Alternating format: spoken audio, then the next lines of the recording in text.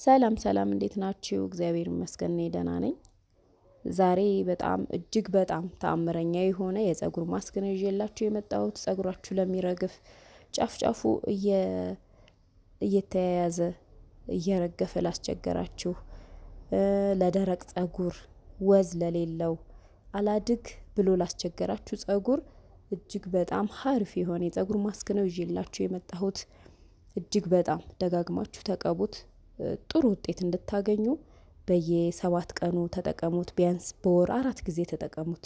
በጣም ቆንጆ ማስክ ነው። በተለይ ከርዳዳ ለሆነ ፀጉራችሁ እየረገፈ በጣም ብዙ ጊዜ ካስቸገራችሁ ይሄን ደጋግማችሁ ተቀቡት።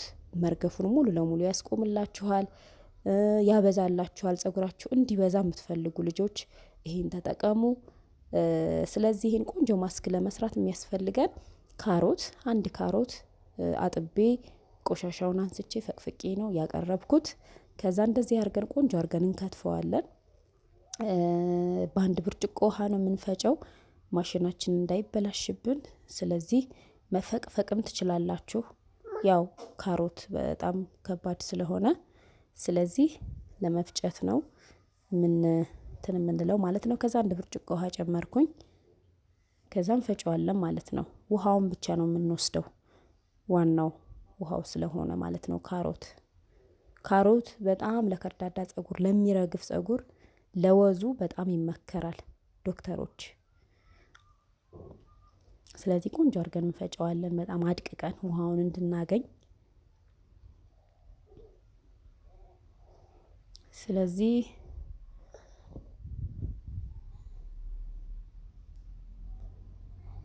ከዛ ማጥለያ ያው እንደተለመደ ሁሌ እንደምላችሁ የሀበሻ ጨርቅ ሊሆን ይችላል፣ የታይት ቅዳጅ ሊሆን ይችላል። እንደውም የሆነች እህቴ ይሄ ማጥለያ አስቸገረኝ ብያት የታይት አለችኝ። እንግዲህ እንዳለችው ሞክሬው እጅግ በጣም አሪፍ ነው። የቆየ ታይት ነበረ፣ እሱ ቆንጆ አድርጎ ጨመቀልኝ፣ ያወጣልኝ ማለት ነው ውሃውን የምፈልገውን። እና እኔ ቆንጆ አመሰግናለሁ ስለ ምክርሽ። ያው አሪፍ ነው ማለት ነው። ስለዚህ ይሄ ዩቲዩብ መጀመሪያ ነገር ያው እኔ ማቀውን ላካፍላችሁ፣ እናንተ የምታውቁትን ልታካፍሉኝ ነው። ያው የምንማማርበትና ልምዳችንን የምንለዋወጥበት ዩቲዩብ ነው። እኔ ብቻ አውቃለሁ የሚል የማስተላልፈው ነገር የለም። ያው እኔ ጠቀመኝ እንትን ስላችሁ ደግሞ ይሄ እንደዚህ ነው፣ እንደዚህ ብታረጊው እንደዚህ ነው ጥሩ ነው የሚል ነገር እኔ ምክር እቀበላለሁ፣ አስተያየት ኮሜንት እቀበላለሁ። ስለዚህ አመሰግናለሁ እህቴ ማለት ነው። ያው ያልሽኝን ነገር በተግባር ሳረገው የቆየ ታይት ነበረ፣ እሱ ያው ጠቅሞኛል። ቆንጆ ጽድት አድርጎ እንደምታዩ ጨመቀልኝ ማለት ነው። እጅግ በጣም ቆንጆ ነው። አያችሁት? ምንም አላስቀረም፣ ምንም አላሳለፈም ማለት ነው። እንግዲህ የካሮት ውሃው ይሄን ይመስላል ማለት ነው። ከዛ በዚህ በካሮት ውሃ እንግዲህ ኦሜጋ 3 በጣም ብዙ ነገር ለፀጉር በጣም ብዙ ነገር አለው። ተልባ እጅግ በጣም ተልባ ነው የምንጠቀመው። እጅግ በጣም ብዙ ለፀጉር መፋፋት፣ ለፀጉር ወዝ፣ ዛላው እንዳይሰነጠቅ እንዳይደርቅ ተልባ እጅግ በጣም ለፊት፣ ለሆድ ድርቀት፣ ለፊት ጥራት እጅግ በጣም ቆንጆ ነው። ተልባ ለፊት ጥራት እጅግ በጣም አንደኛ የሚመክሩት ዶክተሮች ተልባን ነው። ደጋግማችሁ ተጠቀሙት የሚሉት በተለይ ማዲያት ያለባችሁ እህቶቼ ይሄን ተልባን ደጋግማችሁ ብትጠቀሙት እጅግ በጣም አሪፍ ነው። ለሆድ ድርቀት የማይሆነው ነገር የለም። ስለዚህ ለፀጉር ደግሞ ተውት፣ እጅግ በጣም ጥሩ ነው፣ እጅግ በጣም። ስለዚህ በውሃው በካሮት ውሃ ተልባችንን እንደዚህ አድርገን የተልባው ጄል እስከሚወጣ ድረስ 10 ደቂቃ 15 ደቂቃ ያው ያስታውቃችኋል። እናንተ ከትካለን ማለት ነው። እንደዚህ ከ10 እስከ 15 ደቂቃ የተልባው ጄል ሲወጣ ሲወፍር ያው ታውቁታላችሁ ማለት ነው። ያው ተልባ ብዙዎቻችን ስለምናውቀው ይሄ ነው ብዬ እንትን አለንም ያው። ስለዚህ የኔ አሁን አልቋል። ስለዚህ አውጥቼ እስከሚቀዘቅዝ አስቀምጠዋለሁ ማለት ነው። ፀጉር እንዴት እንደሚመልስ እያፋፋ የፀጉር ቆዳን ጤንነት ሙሉ ለሙሉ ነው ቆንጆ አድርጎ የሚጠብቀው ማለት ነው።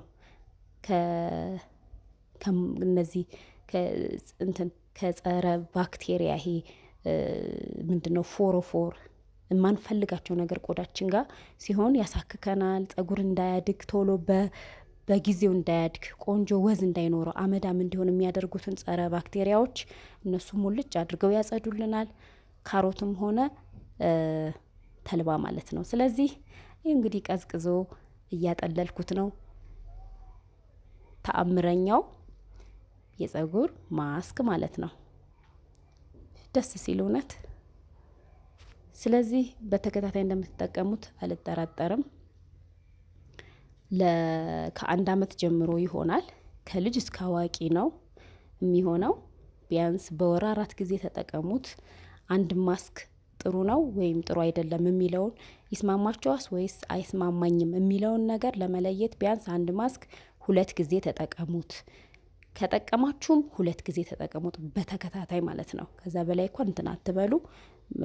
እንዴት ነው? አሁን ምሳሌ እኔ አቮካዶ ከተስማማት ልጄን ዛሬ ቀባታለሁ፣ ቀጣይ ደግሞ በሳምንቱ መደግምላታለሁ። ከዛ ደግሞ ሌላ የሚስማማትን ደግሞ አንድ ጊዜ ቀባታለሁ፣ ከዛ ደግሞ ድጋሜ ቀባታለሁ። እንደዛ ከልምዴ ነው ማካፈላችሁ። እንደዛ ብታደርጉ እጅግ በጣም አሪፍ ነው። ጥሩ ውጤት ታገኛላችሁ። ስለዚህ እዚህ ጋር ይሄው እጅግ በጣም አሪፍ ጸጉር እንዴት አባቱ እንደሚያለሰልስ ጫፍጫፉ ለሚያያዝባችሁ በጣም ቆንጆ መፍትሄ ነው። ደጋግማችሁ ይሄ ከቀባኋት በኋላ ነው፣ ቀብቻት ነው። በጣም ነው የሚያለሰልሰው ጸጉር እያሳደገ እያፋፋ ለጸጉርሽ ወዝ እየሰጠው ነው እንትን የሚለው እና ብዛት የምትፈልጊ ከሆነ ደጋግመሽ ተቀቢ ይሄን ነገር ጸጉርሽ እንዲበዛልሽ ከፈለግሽ።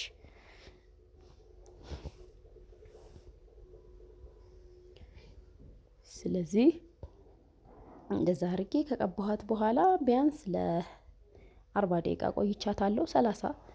ከ30 እስከ 40 ደቂቃ በቂ ነው። ቅብት አድርጋችሁ ፌስታል አስራችሁ ንጹህ ፌስታል ሻሻችሁን እስር አድርጋችሁ ስቲም እንዲያረግ ከቆዳችሁ ጋር እንዲዋሃድ ጥሩ ነው። ሙቀት ውስጥ ድረስ እንዲገባ ያደርጋል። የጸጉራችሁ ቆዳ እንዲከፈት ያደርጋል ሙቀት። ስለዚህ ስቲም እንዲያደርግ ቆንጆ ፕላስቲክ አስራችሁ ሻሻችሁን ከዛ እንትና ብላችሁ አስራችሁ ለ30-40 ደቂቃ ቆይታችሁ ከዛ በኋላ ታጠቡ። ከዛ እርጥበቱን ሳይለቅ ጸጉራችሁን ቅባት ቀቡ። ከዛ ለ2 ጉንጉን አድርጉት። አለቀ። ከዛ በቃ ቆንጆ ጸጉር ይሆንላችኋል። ትደገግሙታላችሁ ማለት ነው። በሌላ ቪዲዮ እስከምንገናኝ ቻው። እወዳችኋለሁ፣ አከብራችኋለሁ። ቻው።